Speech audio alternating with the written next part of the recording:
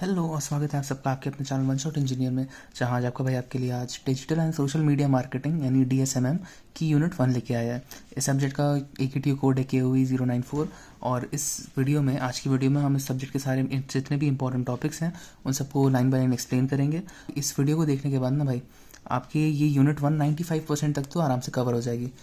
और बाकी जितने मेन टॉपिक्स थे और बेसिक जो क्रक्स है, उसके अलावा AKTU में जो आपको वहाँ पे आंसर्स लिखने हैं, वो सारी चीज़ें मैं आपको इस वीडियो में अच्छे से बता दूंगा। ठीक है, तो चलिए शुरू करते हैं। ये वीडियो आपकी हेल्प के लिए बनाई गई है, इसलिए भाई के चैनल को लाइक कर देना। ठीक है, और अगर आपको लगता है कि मेरा कंटेंट अच्छा है और मैं अच्छे से एक्सप्लेन कर पा रहा हूँ, तो फिर आप अपने दोस्तों को, अपनी जितनी भी टीम है उन सबको आप रेफ़र कर सकते हो। इसके अलावा सब्सक्राइब करना मत भूलना। ठीक है, फिर आगे हम शुरू करते हैं, क्योंकि इसके अगली जितनी भी यूनिट्स आएंगी उन सबको मैं एक प्लेलिस्ट में जाके मेंशन कर दूंगा। तो डिजिटल मार्केटिंग को समझो यार। ये जो हमारा मेन सब्जेक्ट है ना, ये digital and social media marketing का सब्जेक्ट है। इसमें हमको मेनली एक प्रोडक्ट या फिर एक सर्विस रहेगी, जिसके अलग अलग बहुत सारे तरीके हो सकते हैं एडवर्टाइजमेंट करने के। डिजिटल रेल में क्या क्या आता है, इंटरनेट से कनेक्टेड जितनी चीज़ें चल रही हैं, जितनी टेक्नोलॉजीज चल रही हैं, चाहे वो सोशल मीडिया हो गया, चाहे आपका मोबाइल में SMS और MMS की क्वालिटी हो गई, या फिर आप कॉल पे रिंगटोन्स, जितनी भी चीज़ें आप देख सकते हो ना जो सोशल मीडिया या फिर नेटवर्किंग से रिलेटेड है, उन सारी चीज़ों को अगर हम यूज़ करके एडवर्टाइजमेंट करें अपने प्रोडक्ट या फिर सर्विस का, तो उससे हमारे प्रोडक्ट या फिर हमारी सर्विस को बहुत बड़ा फ़ायदा मिलता है। क्योंकि जब देखो, ट्रेडिशनली अगर तुम कोई दुकान खोल के बैठ जाओगे, तो फिर या तो कस्टमर आएगा आपके पास और आप उसको उसके थ्रू ही रेफ़र करा सकते हो किसी और कस्टमर को। लेकिन हम लोग आज के ज़माने में क्या करें, हम लोग बहुत सारे सोशल मीडिया का यूज़ करते हैं। तो उनके दौरान अगर हम इस एज में अगर उन्हीं को यूज़ करके हम अपने प्रोडक्ट की एडवर्टाइजमेंट करें, तो उस प्रोसेस को हम डिजिटल मार्केटिंग बोलेंगे। ठीक है, तो marketing of products and services using digital technology medium. मैंने डिजिटल टेक्नोलॉजी मीडियम में आपको ये सारी चीज़ें बताई हैं, है ना। उसका भी हम एवोल्यूशन में देखेंगे, तब आप समझोगे कि कितना लंबा है ये। फिर आते हैं some of the digital marketing methods. देखो यार, ये सारे मेथड्स जितने भी हैं, इन सबको आप आराम से एक्सप्लेन करा सकते हो वहाँ पे। सबसे पहले आता है SEO। ठीक है, इसको कहते हैं सर्च इंजन ऑप्टिमाइजेशन। तो ये बेसिकली उस वेबसाइट्स के लिए, उन सारी वेबसाइट्स के लिए यूज़ किया जाता है कि जब आप कोई गूगल पे सर्च करते हो ना, गूगल पे सर्च करने पे कम से कम 100 रिजल्ट्स आते हैं, है ना। उनमें से यूज़र की 99% चांसेस ये रहती है कि वो टॉप के 3 रिजल्ट्स पे ही क्लिक करेगा। जब आप कभी भी गूगल ओपन करते हो, किसी चीज़ को सर्च करते हो, तो कि चाहे कितने भी रिजल्ट्स आ रहे हो, आप टॉप की 3 या फिर टॉप की 5 में से कोई वेबसाइट ही क्लिक करते हैं ना। 100% ऑफ द टाइम्स में यही होता है। तो जो वो टॉप की 3 रैंक्स होती है ना, उन टॉप की 3 रैंक्स में आपको अपनी वेबसाइट कैसे लानी है, उस चीज़ को लाने के लिए जो भी हम तरीके यूज़ करते हैं, वो सारे तरीके सर्च इंजन ऑप्टिमाइजेशन में आ जाते हैं। अभी सिर्फ गूगल की कहानी नहीं है, ये यूट्यूब ले लो। जब आप कोई यूट्यूब में एक कोर्स सर्च करते हो, तो फिर जो सबसे ऊपर टॉप 3 वीडियोस आती हैं, टॉप 5 वीडियोस आती हैं, उन्हीं को आप सबसे ज़्यादा क्लिक करते हो। तो उस रैंक तक आने के लिए हमको अपने कंटेंट में जितने चेंजेस करने हैं, जितने इंप्रूवमेंट्स करने हैं ना, वो सारी चीज़ों को हम सर्च इंजन ऑप्टिमाइजेशन कहते हैं। वैसे वही सिमिलर है सर्च इंजन मैनेजमेंट, है ना। इसके अलावा कंटेंट मार्केटिंग, ये सारे डिजिटल मार्केटिंग के मेथड्स हैं। ये सब हम क्यों कर रहे हैं कि हमारी जो वेबसाइट है, जो हमारा प्रोडक्ट या फिर सर्विस को एडवर्टाइज कर रही है, उसको ज़्यादा रीच मिल सके। रीच मिलेगी तो फिर क्वालिटी ऑफ कंटेंट हम सब लोग देख पाएंगे, है ना। मेन हमारा गोल यही है कि हम अपने प्रोडक्ट या फिर सर्विस को कस्टमर या फिर किसी भी इंटरेस्टेड कंज्यूमर के सामने शोकेस कर पाएँ। तो कंटेंट मार्केटिंग भी वही है। डेटा ड्रिवन मार्केट में ये होता है कि हम कंज्यूमर से, जितने भी यूजर्स हैं उस प्लेटफॉर्म के, उनका डेटा लेते हैं और उस डेटा को एनालाइज करते हैं अपनी टारगेट ऑडियंस को ढूंढने के लिए। ठीक है, इसके अलावा E-कॉमर्स मार्केट ले सकते हो, सोशल मीडिया मार्केट ले सकते हो। यार ये सोशल मीडिया तो सभी को पता है, E-कॉमर्स सभी को पता है। E-बुक्स, जो इलेक्ट्रॉनिक बुक्स आती हैं, जैसे PDF में बुक्स आ गई, या फिर जो अमेजोन का किंडल है, वो भी E-बुक प्लेटफॉर्म बन जाता है। तो उनके थ्रू भी हम लोग एडवर्टाइजमेंट कर सकते हैं। तो डिस्प्ले एडवर्टाइजमेंट मतलब वो सारी चीज़ें जो आपको विजुअली दिख सकती हैं, और आप जितना अपने एडवर्टाइजमेंट को विजुअली अपीलिंग बनाओगे, उतना ज़्यादा चांसेस रहता है कि यूज़र उसको देखेगा और वो किसी बंदे को रिकमेंड करेगा। ठीक है, तो ये तो सिर्फ कुछ मेथड्स है डिजिटल मार्केटिंग के, इसको हम लोग अभी आगे पढ़ेंगे। तो हमने ये पढ़ ली कि digital marketing also extends to non internet channel, जैसे कि SMS के यहाँ पर रिंगटोन्स। ठीक है, इसकी वजह से ये ऑनलाइन मार्केटिंग से डिफरेंट है, क्योंकि ऑनलाइन मार्केटिंग में हम लोग SMS या फिर रिंगटोन्स तक नहीं पहुंच पाते हैं। हम सिर्फ ऑनलाइन साइट्स, वेबसाइट या फिर सोशल मीडिया तक ही सीमित रहते हैं। ठीक है, तो इसकी लिमिट वो नहीं है, ये इन सारी चीज़ों पर भी आ सकता है। अब ये तो हमारे डिजिटल मार्केटिंग के बारे में थोड़ी थ्योरी थी। अब हम थोड़ा एवोल्यूशन देखते हैं कि ये आई कैसे डिजिटल मार्केटिंग। ठीक है, तो सबसे पहले तो ये देखो यार, मैंने इसको अच्छी सी एक टेबल में मेंशन कर दिया है। वहाँ पे जब आप लिखने जाओगे तो फिर आप ऐसे टेबल पे ना लिख के आप पूरे एक एक साल को और एक एक इवेंट को एक्सप्लेन कर देना। ठीक है, तो मैंने यहाँ पे एक टेबल में मेंशन कर दिया है, और इस साइड आपके पूरे ईयर्स रहेंगे, और उस साल में जो बड़े इवेंट हुए थे वो सारे यहाँ पर लिखे हैं, ठीक है। तो 1990s में ये डिजिटल मार्केटिंग का जो कंसेप्ट था ये 1990s में निकला था, ठीक है। और जो फर्स्ट क्लिकेबल वेब ऐड बना था वो 1993 में बना था। अब देखो यार, इसमें मैंने यहाँ पे कुछ जगह पे ऐसे हैशटैग्स लगाए क्योंकि ये सारी डेट्स तो आपको याद ही होनी चाहिए। यहाँ पे भी लगा देता हूँ, ये सारी डेट्स याद करके चलना, बीच के आप खुद से भर भी सकते हो चाहो तो 1993 में सबसे पहला वेब ऐड बना था, ठीक है। इसका मतलब क्या है, 1993 तक हमारे पास वेब अवेलेबल हो गया था, और वो कौन से स्टेट में था, वेब 1.0 के स्टेट में था, मतलब सिर्फ HTML साइट्स ही चल रही थी, वहाँ पे कोई रिस्पॉन्सिवनेस नहीं थी वेबसाइट्स में। तो पहला वेब ऐड बना था, और उसके अलावा पहला ई-कॉमर्स ट्रांजैक्शन भी आ गया था 1994 तक। सबसे पहला ई-कॉमर्स ट्रांजैक्शन हुआ था किसी कंपनी के दौरान, कंपनी के जरिए मेरा मतलब। और फिर याहू फाउंड हुआ था। आप याहू तो जानते ही हो कि उस समय का टॉप सर्च इंजन हुआ करता था। इसके अलावा 1996 तक बाकी सारे सर्च इंजन जो छोटे मोटे चल रहे थे, और उसके अलावा अलेक्सा, ऐसे 3-4 और चीज़ें लॉन्च हो चुकी थी। अलेक्सा का एज अ कंसेप्ट लॉन्च हुआ था, वो तब इतना ज़्यादा एडवांस नहीं थी, ठीक है। फिर हमारे पास नेक्स्ट इंपॉर्टेंट डेट आती है जो 1997 है, ठीक है। सबसे पहली सोशल मीडिया साइट है जिसके ऊपर हमारे ये सब्जेक्ट बेस्ड है। सोशल मीडिया का सबसे पहली साइट जो थी वो 6degrees.com थी, वो 1997 में लॉन्च हुई थी, ठीक है। तो इसको याद रखना, 6degrees.com सबसे पहली साइट थी जो 1997 में लॉन्च हुई थी। उसके बाद नेक्स्ट जो बिग डेट आती है वो 1998 में था। Google, MSN, Yahoo web search, ये सारे भी लॉन्च हुए थे 1998 तक, ठीक है। इसके आगे मैंने जितनी चीज़ें लिखा ये सब लॉन्च ही हो रही हैं। तो क्योंकि इस समय ना ये सारे समय इतनी इसलिए इंपॉर्टेंट है क्योंकि इस समय इंटरनेट आया था, और इंटरनेट का जो कह सकते हैं ना इंटरनेट बबल था, वो सब बर्स्ट हुआ था। बर्स्ट होने का मतलब इंटरनेट काफ़ी सारे लोगों तक अवेलेबल हो गया था, ठीक है। तो मतलब इंटरनेट पे जो रिक्वेस्ट थी वो सब एक्सपोनेंशियली बढ़ने लगी थी 2000s के आसपास। वेब 2.0 भी अवेलेबल हो गया था, मतलब HTML और रिस्पॉन्सिवनेस भी आ गई थी वेबसाइट्स में। इसका मतलब क्या होता है, इसका मतलब वेबसाइट्स ज़्यादा लोग यूज़ करेंगे क्योंकि अब वो ज़्यादा अट्रैक्टिव बन गई थी, और उसी की वजह से काफ़ी सारी नई नई चीज़ें लॉन्च होने लगी। जैसे लिंक्डइन 2002 में आ गया, 2003 में वर्डप्रेस आ गया, और माइस्पेस लॉन्च हो गया। माइस्पेस एक वेबसाइट थी, और वर्डप्रेस आपका एक वेबसाइट क्रिएशन टूल है, ठीक है। तो वर्डप्रेस के थ्रू हम लोग और भी वेबसाइट बना सकते हैं। उसके बाद अगले साल क्या हुआ, जीमेल रिलीज़ हो गया। अब जीमेल के साथ साथ फेसबुक, गूगल, ये दोनों चीज़ें पब्लिक चली गई। पब्लिक मतलब इन सबको रिलीज़ पहले कर दिया गया था, लेकिन ये पब्लिकली यूजेबल होने लगी थी 2004 तक, ठीक है। तो आपके पास वेब 2.0 अवेलेबल है, आपके पास सोशल मीडिया साइट्स भी आ चुकी हैं, और ये सारी साइट्स भी आ चुकी हैं। अब बस एक वीडियो स्ट्रीमिंग प्लेटफॉर्म की कमी थी जो अगले साल वो भी पूरी हो गई, है ना। इसके अलावा ट्विटर आ गया, कॉन्ट्रोवर्शियल टॉपिक्स जहाँ पे आजकल चल रहे हैं हर जगह, तो वो ट्विटर भी आ गया था 2006 तक। इसके अलावा टम्बलर, हुलू, ये सारी स्ट्रीमिंग सर्विसेज है, ठीक है। हुलू एक स्ट्रीमिंग सर्विस है जैसे कि नेटफ्लिक्स होता है वैसे ही। और एप्पल आईफोन, ये एक और बड़ी डेट होगी। देखो यार, अभी तक क्या था, हमारे पास सिर्फ एक ही डिवाइस था जिसके थ्रू हम इंटरनेट को एक्सेस कर सकते थे, वो था PC या फिर मैक, कंप्यूटर्स बेसिकली। और आईफोन के साथ साथ 2007 के बाद से सोशल मीडिया और स्ट्रीमिंग सर्विसेज बहुत ज़्यादा बढ़ गई थी। एक ही साल में एक म्यूजिक स्ट्रीमिंग सर्विस आ गई, ये भी देखिए आप, है ना। स्पॉटिफाई रिलीज हो चुका है। उसके अलावा गूगल एडवर्ड्स आ गया, और 2010 में व्हाट्सएप आ गया था। 2010 में व्हाट्सएप आया, और उसके बाद वो बेच भी दिया गया था, वो 4 साल बाद की बात है। 2011 में गूगल प्लस भी आ गया था। अब गूगल प्लस एक इंस्टाग्राम को टक्कर देने के लिए एक कंपटीशन ऐप है गूगल की तरफ से, और इसके अलावा गूगल पांडा भी साथ में रिलीज़ कर दिया गया था। ये जो मैंने रेड में लिखा ना, इसको तो भाई याद रखना, ठीक है। ये सबसे बड़ी सर्विसेज थी, सबसे इंपॉर्टेंट आज भी हैं, ठीक है। तो इन सबको तो आपको मेंशन करना ही करना है, और ये जो अगर आपको याद ना भी रहे तो ये भी आपको इतनी दिक्कत नहीं है, ठीक है।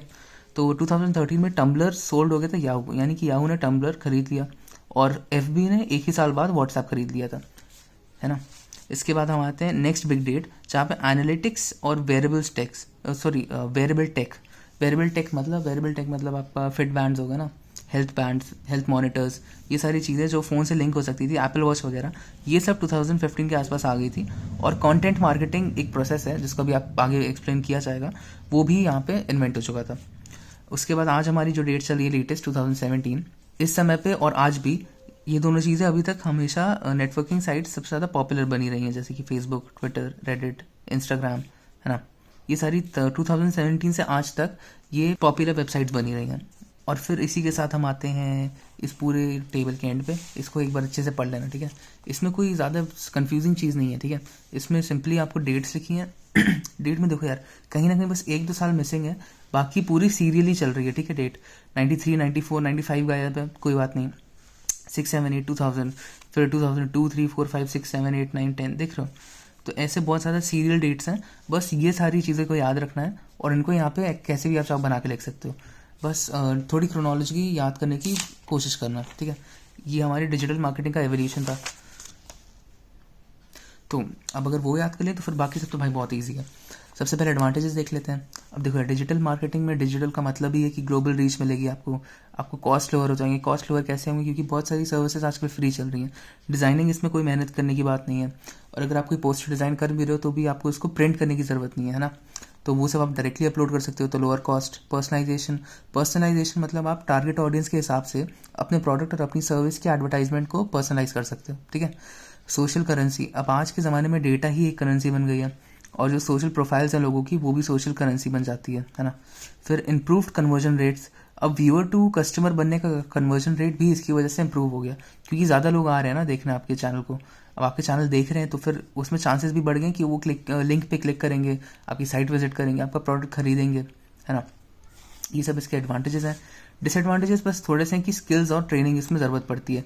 अब क्योंकि सोशल मीडिया साइट्स पहले नहीं थी और वो अब आ गई हैं, तो उनके अलग अलग प्रिंसिपल्स, उनके अलग अलग पोस्टिंग मेथड्स को उन सब पे ट्रेनिंग होनी चाहिए। ग्राफिक डिज़ाइनिंग की स्किल होनी चाहिए, है ना। तो सोशल मीडिया मैनेजमेंट की स्किल होनी चाहिए, और टाइम बहुत लगता है कंटेंट क्रिएट करने में, उसको एडिट करने में, पोस्ट करने में, इन सब में टाइम लगता है। अब यहाँ पे आप देख रहे हो कि कंपटीशन कितना ज़्यादा हाई हो चुका है। किसी भी एक चीज़ को सर्च कर लो, कम से कम 3 से 4 अलग अलग कंपनियाँ निकल ही आएंगी जो उसको पहले से प्रोवाइड कर रही हैं। कंपटीशन हमेशा भाई यहाँ पे हाई रहने वाला है। और कंप्लेंट्स एंड फीडबैक, यहाँ पे बस इतना है कि जब कोई आपकी रील या फिर आपकी वीडियो किसी भी चीज़ पे कमेंट करेगा तो आपकी सारी पोटेंशियल ऑडियंस उसको देखती है, सारी टारगेट ऑडियंस देखती है। अगर वो कमेंट अच्छा हुआ तो फिर सबके लिए अच्छी बात है, प्रमोट कर रहा है आपके सर्विस या फिर प्रोडक्ट को। लेकिन अगर वो अच्छा नहीं हुआ तो फिर आपके सर्विस या प्रोडक्ट को वो डिमोट कर रहा है, ठीक है। तो ये भी इसका डिसएडवांटेज बन जाता है कि सब लोग देख पा रहे हैं कि इस बंदे ने खरीदा, इसको इतना यूज़ में नहीं आया, शायद मुझे ये नहीं लेना चाहिए। तो ये एक डिसएडवांटेजेस बन गया उसमें, है ना। और सिक्योरिटी एंड प्राइवेसी इशूज़, अब ये तो फिर भाई ये पब्लिक डेटा का है कि आप इसमें सिक्योरिटी या फिर प्राइवेसी इशूज़ भी मेंटेन करके चलना है अपने ऑर्गेनाइजेशन के साथ साथ। फिर क्रिटिकल स्ट्रेंथ्स देख लेते हैं थोड़ी, ठीक है। अब देखो यार इतनी डिसएडवांटेजेस थी तो, लेकिन स्ट्रेंथ्स हमको डिजिटल मार्केटिंग में है। सबसे पहले तो टारगेटिंग बहुत ईजी हो जाती है। जब आप टारगेट करते हो किसी ऑडियंस को तो उसके लिए सबसे पहले तो आपको रीच चाहिए होती है। जब बहुत सारी रीच मिल गई है तो फिर आपके लिए टारगेट करना बहुत ईजी बन जाता है ना। फिर कैंपेन्स जो होते हैं ना, जो एड कैंपेन्स होते हैं, एडवर्टाइजमेंट कैंपेन्स, उसको आप कस्टमाइज कर सकते हो इस ईजिली टारगेटेड ऑडियंस के बेसिस पे, ठीक है। अब आपने वाइडर रीच में से टारगेट ऑडियंस उठा ली तो फिर आप अपने कैंपेन्स को उसके हिसाब से कस्टमाइज कर लेना। फिर helps businesses reach out and connect on a larger scale. Larger scale और रीच एक ही बात होती है। चीपर एंड एफिशिएंट, ये भी एडवांटेज में हम पढ़ चुके थे। Branding and promotion of small businesses, अब यहाँ पे branding and promotion of small businesses इसकी स्ट्रेंथ क्यों है, क्योंकि स्मॉल बिजनेसेस के पास इतना बजट नहीं होता है, ना ही इतना एफर्ट्स होते हैं प्रोवाइड करने के लिए कि वो एक पूरी एडवर्टाइजमेंट या फिर मार्केटिंग टीम बना पाए। तो फिर वो बस थोड़े से जितने लोग होते हैं वहाँ पे एफर्ट्स डाल रहे होते हैं, उसके बेसिस पे वो टेक्नोलॉजी का यूज़ कर सकते हैं और ख़ुद को डिजिटल मार्केटिंग में इन्वॉल्व कर सकते हैं, ठीक है। फिर और यही चीज़ सबसे ज़्यादा कहाँ पाई जाती है, एंटरप्रेन्योरशिप में पाई जाती है। एंटरप्रेन्योर्स यूजुअली कुछ छोटे लोग ही होते हैं, 3 से 4 मेंबर की टीम होती है जो किसी चीज़ को या फिर कोई इनोवेशन को वो फॉलो कर रहे हैं, और उसको क्रिएट करने के लिए उनके पास इतना बजट रहता नहीं है। तो उनकी ब्रांडिंग और प्रमोशन डिजिटल मार्केटिंग की वजह से उनके लिए स्ट्रेंथ बन जाता है एक तरीके से, है ना। इसके अलावा रिटर्न और इन्वेस्टमेंट इसका हाई रहता है, क्योंकि आप इतने एफर्ट्स नहीं डाल रहे हो शुरुआत में, इतना खर्च नहीं कर रहे हो जितना आपको इन्वेस्टमेंट पोटेंशियली बन सकती है ना। और बिग टीम्स भी नहीं चाहिए, इसकी वजह से ये वाला पॉइंट भी सपोर्ट हो रहा है और ये वाला पॉइंट भी सपोर्ट हो रहा है, ठीक है। तो इसके अलावा आपकी क्रिटिकल स्ट्रेंथ क्लियर हो चुकी है। अब हम टाइप्स पे आते हैं डिजिटल मार्केटिंग के। तो सबसे पहला टाइप तो है कंटेंट मार्केटिंग। बेसिकली इसके 7 टाइप्स हैं, तो हम लोग एक एक करके पढ़ेंगे। कंटेंट मार्केटिंग देखो भाई, इसमें क्या होता है, हमको बस कंटेंट बना के देना होता है। किसी भी ब्लॉग या फिर वेबसाइट या फिर नेटिव कंटेंट में आप पोस्ट कर सकते हो। तो वो कंटेंट सिर्फ इतना नहीं है कि वो आपके प्रोडक्ट को ही प्रमोट कर रहा हो। कंटेंट मार्केटिंग का मेन एम ये है कि हमको वैल्यूबल कंटेंट देना है जो साथ ही साथ प्रोडक्ट का प्रमोशन भी करे ठीक है। तो अगर हम वैल्यू भी प्रोवाइड कर पा रहे हैं अपने यूज़र को, तो फिर हमको प्रोडक्ट का प्रमोशन भी साथ साथ में हम कर सकते हैं। और अगर हमारे यूज़र को वैल्यू मिल रही है ना, तो फिर वो ज़्यादा चांसेस बन जाते हैं उसके हमारे लिंक्स पे क्लिक करने के। ये सिमुलेट करेगा interest in brand as well as give value to site visitors, ठीक है। और कैन ऑल्सो भी आप वीडियोस के फॉर्म में रखना चाहते हो, आप सोशल मीडिया पोस्ट के फॉर्म में रखना चाहते हो, चाहो तो आप एक वेबिनार बना दो कि आप यूज़र को या फिर जो जितने भी अटेंडीज़ हैं उन सबको उनकी वैल्यूबल कंटेंट को प्रोवाइड करो, और साथ ही साथ अपना रोल या फिर अपनी जो भी इंटरेस्ट है, अपनी जो भी आपकी प्रोडक्ट या फिर सर्विस है उसको आप बीच में मेंशन कर देना, जिससे उनको वैल्यू तो मिल ही रही है लेकिन उनको पता भी है कि ये बंदा जानता है और ये रेफ़र कर रहा है तो शायद अच्छी चीज़ होगी। तो एग्जाम्पल में 5 मिनट क्राफ्ट्स को ले लो, वो वैल्यूबल कंटेंट डालते हैं और बीच में अपनी कंपनी का प्रमोशन भी करते रहते हैं, ठीक है। फिर आते हैं वेबसाइट डिज़ाइन पे। ये दूसरा टाइप का डिजिटल मार्केटिंग है जहाँ पे हम लोग विजुअल्स देखते हैं, लोगोस पे ध्यान देते हैं, कलर्स और इमेजेस पे ज़्यादा ध्यान देते हैं, ठीक है। तो ये वेबसाइट का लेआउट पे सबसे ज़्यादा ध्यान देते हैं, क्योंकि जब कोई विजिटर आएगा तो फिर अगर उसको अट्रैक्टिव नहीं लगेगा तो फिर वो छोड़ के जा सकता है, वो ब्राउज अवे कर सकता है ना। तो अगर उसको वैल्यू दिख रही है आपकी वेबसाइट में तो वो स्टिक करेगा तो इसके चांसेस बने रहते हैं कि वो आपकी रेफरल्स पे या फिर आपकी लिंक्स पे क्लिक करे और शायद आपको प्रोडक्ट या फिर सर्विस खरीद ले, ठीक है। एग्जाम्पल में गिटहब लिख देना। फिर सर्च इंजन ऑप्टिमाइजेशन पे आते हैं। अभी हमने शुरुआत में पढ़ा था ना ये टॉपिक, तो सर्च इंजन ऑप्टिमाइजेशन ये ऑर्गेनिक ट्रैफिक बढ़ाने का काम करता है। मैंने आपको वहाँ पे अच्छे से बता ही दिया था कि हम आपको वेबसाइट पे जब रैंकिंग लानी होती है तो फिर हम SEO का यूज़ करते हैं। तो ये ऑनलाइन कंटेंट को 3 से 4 गुना ऑप्टिमाइज करने की कोशिश करता है। ये बहुत सारे तरीकों के थ्रू किया जा सकता है, ठीक है। Ahrefs और Semrush इसके अच्छे एग्जाम्पल हैं। तो इसके अलावा include certain famous keywords to rank site higher in search and results. अब जैसे सर्च इंजन काम करते हैं ना, जब आप कोई वेबसाइट या फिर कोई ब्लॉग पोस्ट कर रहे हो तो फिर सर्च इंजन उसके सारे टेक्स्ट को नोट करेंगे और उसमें से सबसे इंपॉर्टेंट या फिर फेमस कीवर्ड्स को एक्सट्रैक्ट कर लेंगे। तो आप जितने हो पाए उतने फेमस कीवर्ड्स अगर आप अपनी वेबसाइट में डालोगे या फिर यूज़र के इंटरेस्ट वाले, तो फिर अच्छा खासा चांस बन जाता है कि जब वो सर्च करेगा उस टॉपिक को तो सबसे ऊपर आपकी वेबसाइट आएगी, ठीक है। तो इसी प्रोसेस को सर्च इंजन ऑप्टिमाइजेशन कहते हैं कि आप अपनी वेबसाइट को सर्च इंजन के लिए ही ऑप्टिमाइज कर रहे हो, ठीक है। नेक्स्ट है हमारे पास सोशल मीडिया मैनेजमेंट। तो इस वाले मेथड में हम लोग पोस्टिंग करते हैं और एडवर्टाइजमेंट करते हैं। तो includes creating a strategy for content and posting while keeping a targeted audience in mind. जो आप ट्विटर पे, इंस्टाग्राम पे या फिर फेसबुक पे पोस्ट करते हो, और या फिर अगर आप किसी प्रोडक्ट को प्रमोट करने के लिए पोस्ट कर रहे हो तो फिर आप अपनी टारगेट ऑडियंस को ध्यान में रख के ही कर रहे होगे ना, कि मैं इसको इन लोगों को दिखाना चाहूँगा कि मैं कैसे यूज़ कर रहा हूँ इस प्रोडक्ट को, कि ये लोग देखें कि वो यूज़फुल है और वो भी खरीदें। तो यही है इस वाले का मेन प्रिंसिपल। फिर आते हैं ईमेल मार्केटिंग पे। ईमेल मार्केटिंग पे ऐसा रहता है कि हम लोग पीपल को या फिर जो भी सब्सक्राइबर्स होते हैं, आपने न्यूज़ लेटर्स के बारे में सुना होगा, ऐसी सर्विसेज जो आपको रोज़ या फिर मंथली मेल करती हैं और कुछ चीज़ों के साथ मेल करती हैं। अब वो जो भी मेल करती हैं आपको, उसमें पहली चीज़ तो आपके वैल्यूबल कंटेंट होगा जिसके लिए आपने उनको सब्सक्राइब किया है, और आखिर में क्या होगा, वो अपनी कंपनी का या फिर अपनी सर्विस का आपको एक लिंक दे देंगे कि हमारी कंपनी को सब्सक्राइब कर लीजिए, ज्वाइन कर लीजिए। तो उसको न्यूज़ लेटर कहते हैं, ठीक है। तो वही काम करते हैं जो हम लोग यहाँ कर रहे हैं। हम लोग बस प्रमोशनल कंटेंट और नोटिफाई चेंजेस और share unique and valuable content, ये सारी चीज़ें हम लोग इन सबको मेल में डाल के, जितना भी हमको प्रमोशनल कंटेंट होता है, अगर हमारी कम्युनिटी या फिर हमारी वेबसाइट में कोई चेंज हो रहा है तो उस चीज़ की नोटिफिकेशन, और कोई जो भी यूज़र कंटेंट ढूंढ रहा था यूनिक या फिर वैल्यूबल, वो सारे टॉपिक्स पर हम लोग कंटेंट यूज़र को मेल करते हैं, ठीक है। जीमेल जैसे होता है ना, उसका यूज़ करके। मानो जैसे कि आप राइड्स बुक करते हो ऊबर पे, या फिर आप जॉब्स के लिए लुक कर रहे हो लिंक्डइन पे, गूगल पे, तो फिर लिंक्डइन क्या करेगा, अगर उसको वो आपका प्रोफाइल लेगा ना, और आपकी प्रोफाइल पे जो भी मेन टेक्नोलॉजीज़ हैं उसके बेसिस पे अगर उसको कोई जॉब मिल रही है तो फिर वो उस प्लेस को, उस जॉब कंपनी को वो सारी चीज़ें आपको मेल कर देगा। लिंक्डइन जॉब अलर्ट्स नाम से वो आपको मेल कर देगा कि इस नाम की जॉब आई है और इसको एक बार जाके चेकआउट कर लें। तो ये सब आपकी ईमेल मार्केटिंग में आ गई, क्योंकि आखिर में ना वो या तो लिंक्डइन प्रीमियम या फिर ऐसी किसी चीज़ का वो डाल सकते हैं। तो उसने क्या किया, आपको वैल्यूबल कंटेंट तो दिया, उसके साथ साथ उसने अपना प्रमोशनल कंटेंट भी आखिर में ऐड करके दे दिया कि लिंक्डइन प्रीमियम को सब्सक्राइब कर लीजिए, ठीक है। तो ये ईमेल मार्केटिंग हो गया। फिर बस 2 बचते हैं, एड्स। अब इसको सोशल मीडिया पे ले लो या फिर गूगल पे ले लो, सिमिलर काम है। Social media channels that allow advertisement of others products. अब ऐसे चैनल जो बहुत सारे लोगों से पैसे लेते हैं और उनके प्रमोशनल कंटेंट को, यानी उनके प्रोडक्ट्स को खुद ही से ये लोग प्रमोट करते हैं, ठीक है। तो आपको बस अपना सबसे ज़्यादा टारगेट ऑडियंस जो सोशल चैनल यूज़ कर रही है ना, चाहे वो इंस्टाग्राम यूज़ कर रही हो, यूट्यूब यूज़ कर रही हो, लिंक्डइन कर रही हो, जो भी सबसे ज़्यादा चैनल यूज़ कर रही है उस सोशल चैनल पर जाना है और वहाँ के एडवर्टाइजमेंट चैनल्स को ढूंढ के उनको अपना प्रोडक्ट दिखाना है कि इस पर ऐड पोस्ट कर दीजिए। तो ये आप कर सकते हो। इसके अलावा गूगल एड्स से जाता है। अब गूगल एड्स देखो यार, ये काफ़ी आसान तरीका है अपने कंटेंट को प्रमोट करने का।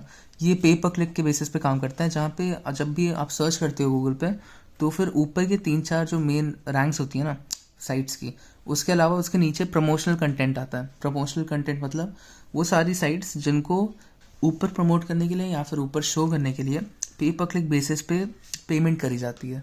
तो गूगल एड्स क्या करता है, उन सारी साइट्स को लेता है, उनके बैकलिंक्स वो अपनी जब भी सर्च रिजल्ट्स आपके निकलते हैं उसमें वो ऊपर ऊपर ये सारी चीज़ें शो कर देता है। तो अगर यूज़र उसमें इंटरेस्टेड है और वो उस चीज़ पे क्लिक करता है तो उस एक क्लिक का पैसा यहाँ पे चार्ज हो जाता है, ठीक है। तो जितनी भी क्लिक्स आएंगी उसी के बेसिस पे हम लोग पे करते हैं। तो जितनी क्लिक्स हमारी साइट के लिए आएंगी उसके बेसिस पे हम गूगल को या फिर गूगल एड्स को पेमेंट बाद में दे देंगे, ठीक है। तो ऐसे चलता है आपका गूगल एड्स, ठीक है। तो ये आपके 7 तो टाइप्स हो गए डिजिटल मार्केटिंग के। फिर हम थोड़ा डिफरेंसेस पे देख लेते हैं, क्योंकि हमको ट्रेडिशनल मार्केटिंग और मॉडर्न मार्केटिंग के बीच के डिफरेंसेस पता होने चाहिए। हमारा पहला डिफरेंस है कि customer has no choice in receiving messages. Traditional marketing में ये रहता है ना कि अगर आपको कोई चेंजेस हो रहे हैं तो फिर कंपनी डायरेक्टली आपको पूरी चीज़ मैसेज कर देगी, और चाहे वो आपकी यूज़ का हो या फिर ना हो। मॉडर्न मार्केटिंग में क्या है, हर एक चैनल की एक इंटरैक्टिविटी होती है, मतलब यूज़र उससे इंटरैक्ट कर सकता है। यूज़र अनसब्सक्राइब करना चाहे तो उस सर्विस से अनसब्सक्राइब भी कर सकता है। उसको अगर ज़रूरत नहीं है तो फिर वो सर्विस उसको मेल्स नहीं भेजेगी, ठीक है। तो ऐसे कनेक्शंस की चॉइस रहती है यहाँ पे। तो ट्रेडिशनल में रिजल्ट्स और इम्पैक्ट को ट्रैक करना मुश्किल हो जाता है, ठीक है। अब मानो कि आप कोई बोर्ड पे किसी रोड पे जाके आप बोर्ड लगा दे रहे हो अपनी कंपनी का या फिर अपने प्रोडक्ट का, तो फिर कितने लोग देख पा रहे हैं कितने लोग नहीं देख पा रहे हैं, इन चीज़ों को ट्रैक नहीं कर सकते हो। इसके अलावा मॉडर्न मार्केटिंग में या तो आप स्ट्रॉन्ग इमेजरी का यूज़ कर सकते हो या फिर आप बेसिकली कस्टमर के साथ सेटिस्फैक्शन और कस्टमर रिलेशंस मेंटेन करने पे आप ज़्यादा फोकस करोगे, है ना। यहाँ पे आप इतना इम्पैक्ट नहीं देख पाओगे, लेकिन इधर आप देख पाओगे। अगर कस्टमर आपके प्रोडक्ट के लिए या फिर आपकी सर्विस के लिए बाद में रिटर्न कर रहा है अपना सब्सक्रिप्शन को रीन्यू करने के लिए, तो मतलब यहाँ तो कस्टमर सेटिस्फाइड आपकी सर्विस से, या फिर आपने अच्छा कस्टमर रिलेशन बॉन्ड तैयार किया है। तो सारी कंपनी जो मेन कंपनीज होती हैं जैसे स्पॉटिफाई हो गई, नेटफ्लिक्स हो गई, ये सारी सब्सक्रिप्शन बेस्ड कंपनीज इसके लिए जाती हैं, ठीक है। वो इस पर इतना ध्यान नहीं देती हैं क्योंकि वो इतना प्रैक्टिकल तरीका नहीं है। फिर हमारे पास थर्ड चीज़ है difficult to build brand due to platform limitations. अब यहाँ पे आपको अगर प्लेटफॉर्म ट्रेडिशनल मार्केटिंग के थ्रू बिल्ड करना है तो फिर आपको बहुत ज़्यादा इन्वेस्टमेंट लगेगा, आपको कैपिटल एक्सपेंडिचर लगेगा, फिर ऑपरेशनल एक्सपेंडिचर लगेगा। जबकि मॉडर्न मार्केटिंग में आप सोशल मीडिया या फिर किसी भी मीडिया चैनल्स का यूज़ कर सकते हो जो ऑलमोस्ट फ्री ही है ना। आप सोशल इमेजरी या फिर आप स्ट्रॉन्ग इमेजरी ये सब क्या करते हैं, यूट्यूब क्या है, एक वीडियो प्लेटफॉर्म है। यहाँ पे आप एक से ज़्यादा 2 बैनर बना के लगा सकते हो। यहाँ क्या है, आप अपने पूरा ऐड के आपको जो प्रोडक्ट जितनी चीज़ें कर सकता है वो पूरे मैनुअल के साथ आप एक्सप्लेन कर सकते हो। एक्सप्लेन के साथ आप मतलब आप स्ट्रॉन्ग इमेजरी दे सकते हो। यहाँ पूरी वीडियो कंटेंट या फिर आप मल्टीमीडिया कंटेंट यहाँ पे प्रोवाइड करा सकते हो, है ना। तो ईजियर ब्रांडिंग हो गई यहाँ पे ब्रांडिंग मुश्किल थी क्योंकि आप इतना नहीं बता पा रहे थे। फिर यहाँ पे आता है कि not able for social integration. यहाँ हम लोग सोशल इंटीग्रेशन नहीं कर सकते, जबकि हम लोग यहाँ पे जो मॉडर्न मार्केटिंग है हम लोग यहाँ पे एबिलिटी रखते हैं सोशलाइज करने की और ट्रस्ट बिल्ड करने की using social networks. Social networks मतलब इंस्टाग्राम, फेसबुक, लिंक्डइन, ये सारे सोशल नेटवर्क्स के थ्रू हम लोग अपने कस्टमर्स या फिर अपने विजिटर्स के साथ ट्रस्ट बिल्ड कर सकते हैं। अगर आप कंटिन्यूसली पोस्टिंग करते रहोगे अपने अकाउंट पे तो फिर उनको दिखेगा कि आपने कितनी सारी चीज़ें ऑलरेडी प्रोवाइड कर रखी है ना, आपने कितनी वैल्यू ऑलरेडी बिल्ड कर रखी है अपने ऑर्गेनाइजेशन के नाम पे। तो फिर उससे कस्टमर और सर्विस के बीच में ट्रस्ट बिल्ड होता है। इसके बाद हम आते हैं strategies for effective marketing mix, ठीक है। तो effective marketing mix using internet, सबसे पहले तो एसईओ आता है। अब एसईओ भी हमने आपको पढ़ा चुके हैं, और एसईओ से आपको हमें पता चलता है कि it allows our website to rank higher in search results page for browsers, ठीक है। तो हमने क्या किया, हमने अपनी वेबसाइट की एसईओ कर दी, यानी कि सर्च इंजन ऑप्टिमाइजेशंस कर दिए। तो उससे हमारी वेबसाइट को क्या हुआ, वो हमारी वेबसाइट हायर रैंक्स कर रही है अब सर्चिंग रिजल्ट्स पे। तो जो भी लोग ब्राउज कर रहे होंगे वो सब सबसे पहले अब हमारी वेबसाइट पे आएंगे, है ना। इसके लिए हम लोग बहुत सारी स्ट्रैटेजी यूज़ कर सकते हैं। अब चाहे आप वेबसाइट में कहीं कीवर्ड्स बहुत सारे मेंशन कर दो, या फिर आप वेबसाइट में बहुत सारी रेफरल लिंक्स मेंशन कर दो, है ना। ये सारे बहुत सारे तरीके होते हैं, आप चाहो तो एसईओ सर्च कर सकते हो। इतना पूछा नहीं जाएगा इसके बारे में, लेकिन इसको क्या होता है इसको पढ़ना ज़रूरी है, ठीक है। फिर पे पर क्लिक आ जाता है। तो pay per click is a way to promote a company online and reach active users searching for products and services. अब हमने आपको अभी समझाई दिया कि पे पर क्लिक क्या होता है। हम अपनी कंपनी या फिर अपनी सर्विस या प्रोडक्ट के ऐड को हम लोग अलग अलग वेबसाइट्स पर डालते हैं, और जो एड्स पे क्लिक्स होंगे उन्हीं क्लिक्स के बेसिस पे हम पेमेंट करते हैं। इस चीज़ के साथ साथ ये बजट फ्रेंडली भी है क्योंकि हम एक फिक्स्ड अमाउंट नहीं पे कर रहे हैं। हम जितने क्लिक्स आ रहे हैं हमारे वेबसाइट पे उन्हीं क्लिक्स के बेसिस पे हम लोग पेमेंट दे रहे हैं। तो अगर वो क्लिक्स अच्छे खासे हैं, मतलब क्वालिटी लिंक्स हैं, अगर क्वालिटी कस्टमर्स आ रहे हैं, तो फिर वो एक तो हमारी सर्विस भी खरीद रहे हैं, तो फिर उससे हमें जितना यहाँ पे पेमेंट हो रही है ना, उससे ज़्यादा हमको प्रॉफिट हो रहा है। इसलिए ये एक अच्छा तरीका है। ये दोनों स्ट्रैटेजीज नई थी, इसी वजह से मैंने आपको इसमें बता दिया। नहीं तो इसके अलावा वही सारी पुरानी चीज़ें आ जाती है, Facebook, Insta, Twitter, LinkedIn, YouTube, इन सब का आप आराम से एक्सप्लेन कर सकते हो। ठीक है, आप सब यूज़ भी कर चुके हो और उसके बारे में हमने अभी पढ़ा भी है। ठीक है, फिर हम आते हैं advantages of digital marketing over traditional marketing. अभी हमने डिजिटल मार्केटिंग के एडवांटेजेस पढ़े थे, लेकिन अब ये ट्रेडिशनल मार्केटिंग के रिस्पेक्ट में है। ठीक है, तो ट्रेडिशनल मार्केटिंग में हम लोग को टारगेट ऑडियंस नहीं मिल रही थी, डिजिटल मार्केटिंग में हमको टारगेट ऑडियंस मिलती है, क्योंकि बहुत सारी ऑडियंस होती है, बहुत ज़्यादा रीच हो जाती है ना, उस रीच के बेसिस पे हम प्रोफाइल के बेसिस पे शॉर्टलिस्ट कर सकते हैं अपनी टारगेट ऑडियंस को।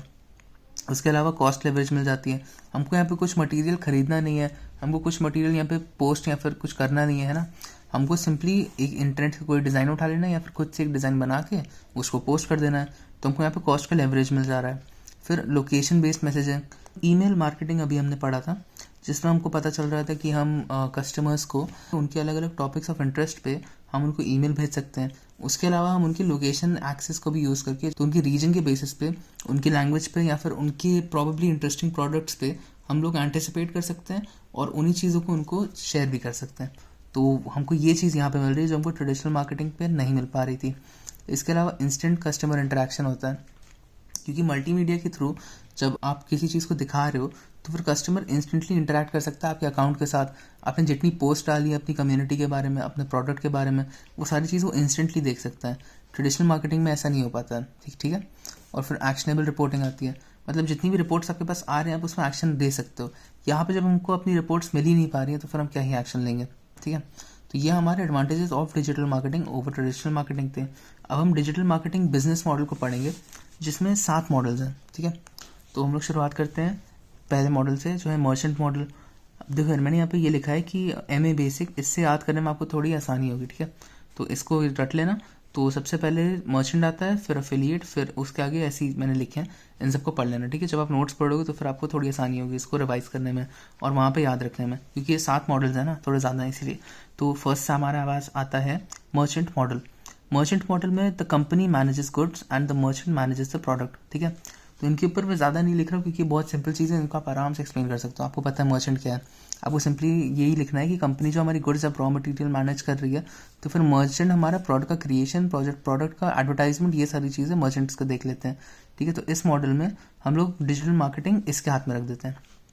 फिर अफिलिएट मॉडल, अब यहाँ पे क्या करते हैं हम लोग, अपनी कंपनी में जितने भी ऑलरेडी मेंबर्स हैं हम उन सबको बोलते हैं कि और ज़्यादा अफिलिएट्स बनाओ, और उनके बेसिस पे आप जितने अफिलिएट्स बनाओगे उनके बेसिस पे आपको इंसेंटिव्स मिलेंगे। ठीक है, और इन्हीं इंसेंटिव्स के लिए वो सब काम करते हैं।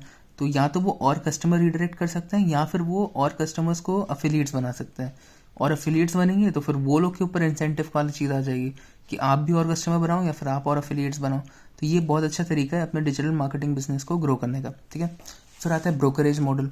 ब्रोकरेज मॉडल में क्या होता है, एक ब्रोकर होता है जो बायर और सेलर दोनों को कनेक्ट करता है और उन दोनों से अपनी फीस चार्ज कर लेता है।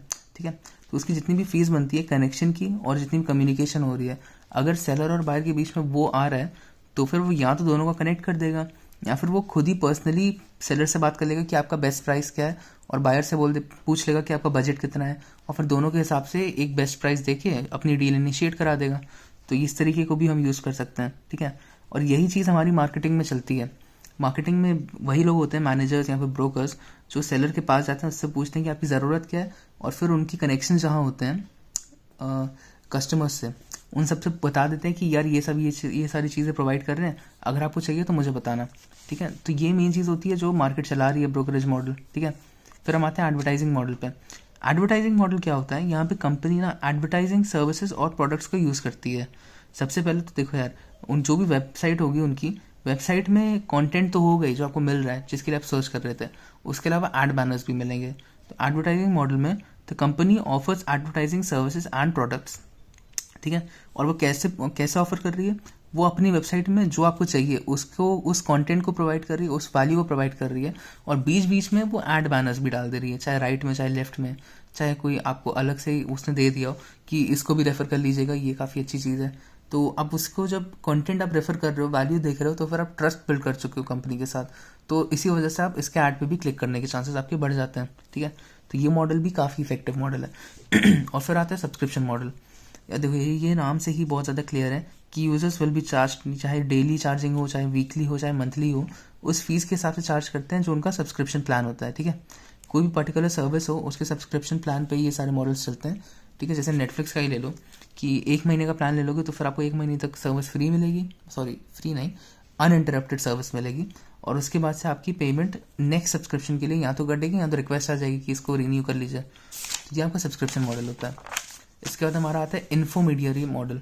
ठीक है, तो यहाँ पे ना कुछ ऐसे फर्म्स होते हैं जो बायर्स और सेलर्स ऑफ अ सर्विस को मार्केट अंडरस्टैंड कराने के उनसे चार्जेस लेते हैं। ठीक है, अगर कोई नई सर्विस आई है, कोई नई ऑर्गेनाइजेशन आई है, उसका मार्केट में समझ में नहीं आ रहा कि उनकी टारगेट ऑडियंस कहाँ है, कैसे मिल पाएगी, ये सारे स्टेप्स, ये सारे मॉडल्स, मतलब ये सारे फर्म्स उनको क्लियर कराते हैं। चाहे वो बायर्स हो कि मुझको क्या खरीदना चाहिए, कहाँ से खरीदना चाहिए, या फिर सेलर्स हो कि मैं बेच तो रहा हूँ लेकिन मेरी टारगेट ऑडियंस कहाँ है, मैं कैसे ढूंढूँ, ये सारी चीज़ें, ये सारी मॉडल्स हैं, ये सारी सर्विसेज प्रोवाइड करती हैं।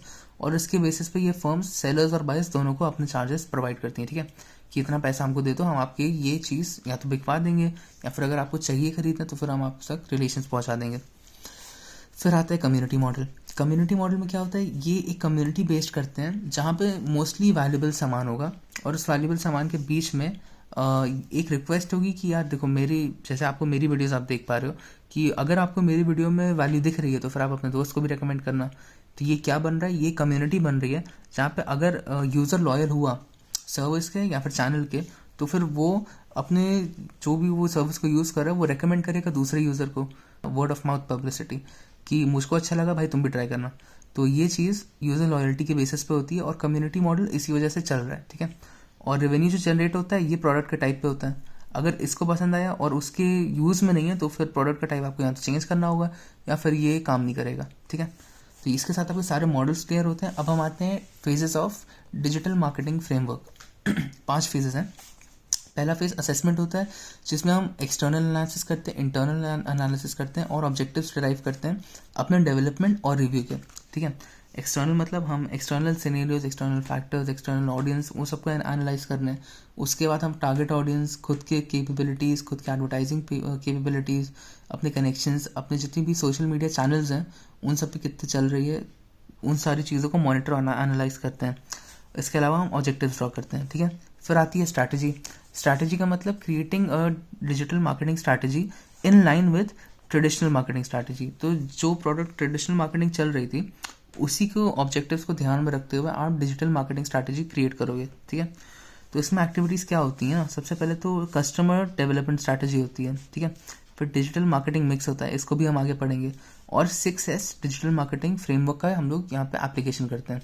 ये आपका लास्ट टॉपिक होगा इस वीडियो को, अभी देख लेना। ठीक है, तो फिर हम आते हैं थर्ड पे। तो थर्ड फेज होता है हमारा कम्युनिकेशन एंड चैनल मिक्स। अभी मैंने आपको कहा था ना, अब यही है चैनल मिक्स। यहाँ पे हम लोग डिजिटल मीडिया प्लानिंग करते हैं कि हमको किस मीडिया के थ्रू अपना कंटेंट डिसेमिनेट करना है यूज़र तक।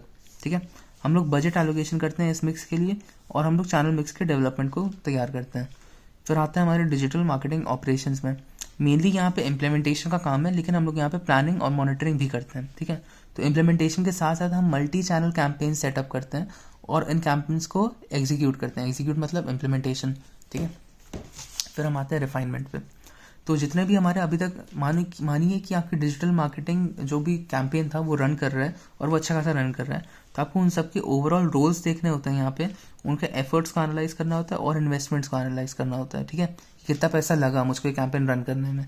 इम्पैक्ट ऑन डिलीवरिंग फंक्शन, तो जो भी आप फंक्शन या फिर कंटेंट डिलीवर कर रहे हो उस पर आपकी और टारगेट ऑडियंस पे कितना इम्पैक्ट पड़ रहा है और जो जनरल ऑडियंस देख रही है आपका ये, तो इससे कितनी ऑडियंस आपकी टारगेट में कन्वर्ट हो रही है, ये भी हम रिफाइनमेंट में देखते हैं। ठीक है, मॉनिटरिंग के साथ साथ। और इन सब के साथ अब मेरी बारी आ जाती है कंटेंट मार्केटिंग करने की। आपने अभी पढ़ा था कंटेंट मार्केटिंग क्या होती है, पढ़ा था ना।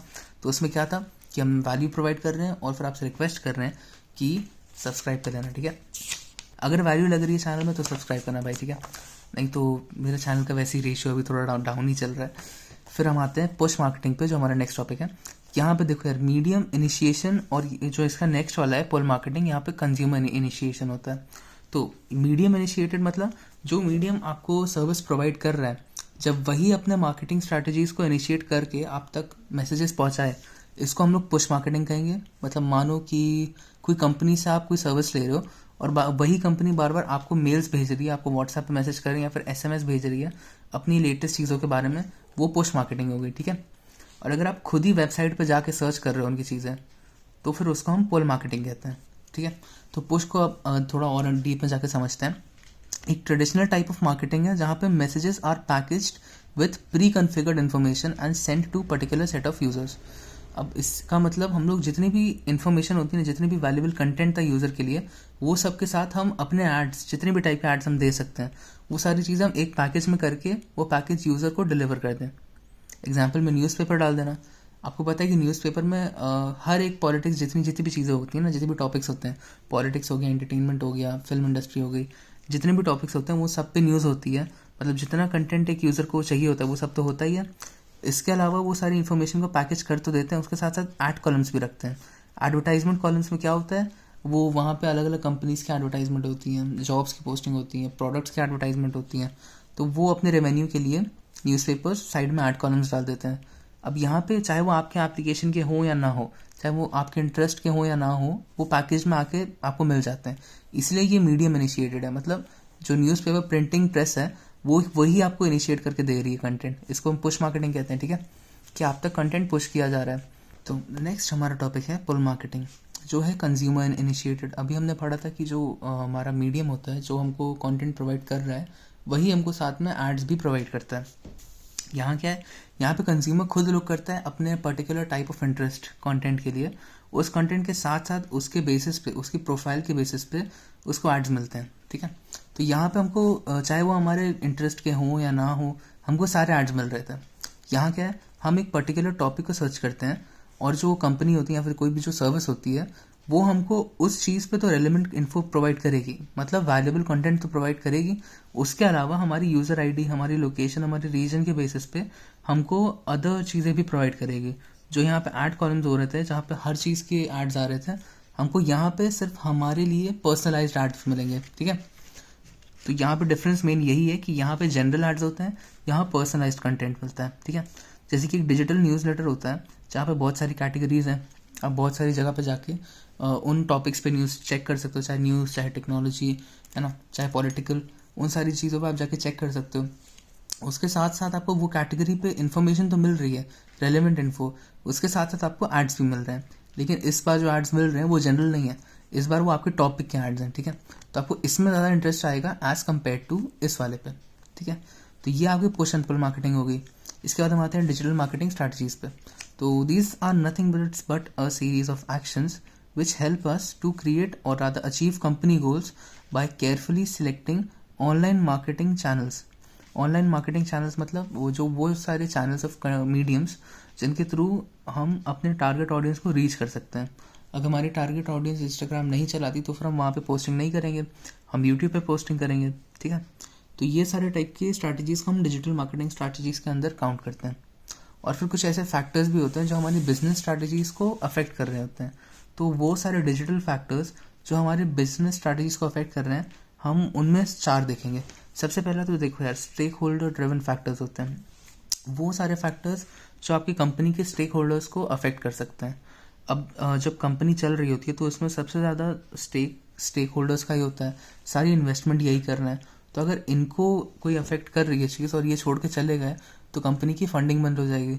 इसी वजह से हमको इसको किसी भी हाल पे अवॉइड करना होता है कि including factors affecting the stakeholders and thus the company. अगर स्टेक होल्डर नहीं रहेगा तो फिर कंपनी को इन्वेस्टमेंट या फिर फंड्स नहीं मिलेंगे, तो कंपनी रन नहीं कर पाएगी। इसकी वजह से हमको इस चीज़ पर सबसे ज़्यादा ध्यान देना होता है। फिर आते हैं मार्केट ड्रिविंग फैक्टर्स पे। तो यहाँ पे overall structure of digital market, जहाँ पे आप डिजिटल मार्केटिंग कर रहे हो, उसका स्ट्रक्चर के साथ साथ, उसके ऑपरेशन के साथ साथ सारे चेंजिंग ट्रेंड्स को भी नोटिस किया जाता है और उन सब पे फैक्टर्स को डिराइव किया जाता है, ठीक है। मार्केट ड्रिवन मतलब जो मार्केट ट्रेंड्स चल रहे हैं वो अगर शिफ्ट हो जाएंगे तो फिर वो भी एक बड़ा फैक्टर बन सकता है हमारी बिजनेस स्ट्रैटेजी को अफेक्ट करने वाला, ठीक है। तो आपको मार्केट ट्रेंड्स को ध्यान में रखते रखते अपनी एडवर्टाइजमेंट करनी है, ठीक है। तो जो भी ट्रेंड्स चल रहे हैं उसको फॉलो करना है। उसके बेसिस पे जैसे आप अपने प्रोडक्ट को रिलेट कर सकते हो, वहाँ पे रिलेट करके वो चाहे रील हो चाहे पोस्ट हो, जैसे भी आप करना चाहो आप डाल सकते हो, ठीक है। तो एक कंपनी है डुओलिंगो नाम की, वो बेसिकली क्या करती है ना, वो आपको लैंग्वेजेस सिखाती है। मानो फ्रेंच सीखना है, जर्मन सीखना है, इनका ऐप डाउनलोड कर लो, ये सिखा देंगे। तो ये सबसे अच्छा ये करते हैं। तो मार्केटिंग ड्रिवन फैक्टर्स को सबसे अच्छे तरीके से हैंडल डुओलिंगो कर पा रहा है। तो जो भी ट्रेंड्स चेंज होता है ना, उन सबको बेसिस पे ये नई रील्स बनाते हैं, नए पोस्ट बनाते हैं, और इनको अच्छे खासे एंगेजमेंट भी मिलते हैं इस चीज़ के लिए। नेक्स्ट फैक्टर है हमारे कस्टमर ड्रिवन फैक्टर्स। इसमें क्या होता है, हम यहाँ पे इनोवेशन ड्रिवन ऑफरिंग्स क्रिएट करते हैं, हम बिग बैंग मार्केटिंग करते हैं, मतलब हम मार्केटिंग टू कस्टमर सेगमेंट्स भी कर सकते हैं। ये सारे वो कस्टमर के ड्राइव पे बेस्ड होते हैं, मतलब जैसे कस्टमर हमारे चेंज हो रहे हैं, हमारी टारगेटेड ऑडियंस चेंज हो रही है, हमारी इन्वॉल्व ऑडियंस चेंज हो रही है, उनके बेसिस पे हम लोग इन सारे फैक्टर्स को रिड्यूस करने की कोशिश करते हैं। आखिर में हम आते हैं कंपेटिटर ड्रिवन फैक्टर्स पे। अब देखो यार, मार्केटिंग क्या होती है ना, कि ये डिजिटल प्रेजेंस बनाने की बात होती है। कि अगर कोई ट्रेडिशनल मार्केटर हुआ, ट्रेडिशनल मार्केटर मतलब उसने डिजिटल अभी शुरू नहीं किया है और अगर वो शुरू करना चाह रहा है तो फिर वो अपने दिमाग में रख के चलेगा कि उन सारे डिजिटल ओनली कंपेटिटर्स की तरह हम बन पाए जो जिनका कोई भी एस्पेक्ट अभी फिजिकल रेल में नहीं है। मतलब वो फिजिकल तरीके पे इतनी एडवर्टाइजमेंट नहीं करते हैं जितनी वो डिजिटल में करते हैं। जैसे कि एप्पल को ले लो ना, एप्पल का अपने बैनर्स इतने ज़्यादा नहीं देखते हैं जितने आप डिजिटल एड्स देखते हैं। जैसे कोई आईफोन निकले तो फिर उसके 15-16 एड्स नहीं निकल आएंगे, उसके बहुत सारे लोगों को स्पॉन्सर किया जाता है उस आईफोन को रिव्यू करने के लिए। तो ये सारी चीज़ों में ये लोग लीड कर रहे हैं। तो इन्हीं कंपेटिटर्स को इनके फैंसीड और डिजिटल ओनली तरीकों को कॉपी करने का या फिर उनसे इंस्पायर होकर अपने तरीके बनाने के फैक्टर को ही हम कहते हैं कंपेटिटर ड्रिवन फैक्टर्स। तो जो हमारा कंपेटिटर कर रहा है वही हमारे एक्शंस को ड्राइव करे, ठीक है। तो इसके साथ हमारे डिजिटल फैक्टर्स खत्म होते हैं और हम लोग आते हैं 6S पे। तो मैंने आपको बताया था कि ये लास्ट टॉपिक था, इसके बाद बस एक और टॉपिक है, फिर हम ये यूनिट खत्म करते हैं।